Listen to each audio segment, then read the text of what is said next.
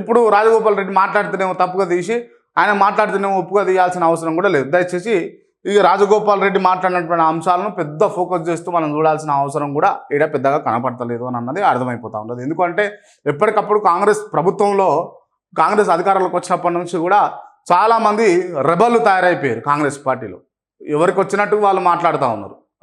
ఆడ పటాన్ చెరువులనేమో ఆడ బీఆర్ఎస్ నుంచి గెలిచినటువంటి వ్యక్తిని తీసుకొచ్చి కాంగ్రెస్ పార్టీలో పెట్టి కాంగ్రెస్ పార్టీలో ఉన్న వాళ్ళతోటే ఇలా గొడవలు అవుతూ ఉన్నాయి. సో ఇటువంటి అవసరమే లేదు.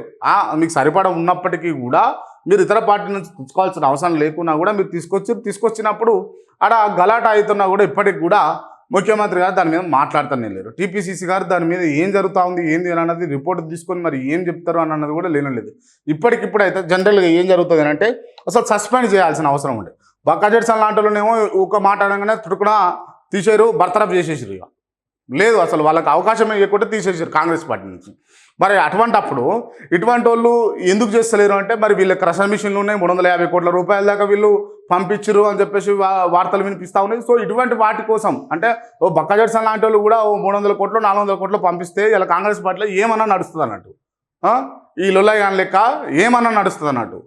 సో అటువంటి జరగాలి అని అనుకుంటే మాత్రం మరి డబ్బులు ఉన్న వాళ్ళు రాజకీయాలు చేయాల్సిన అవసరం ఉంటుంది.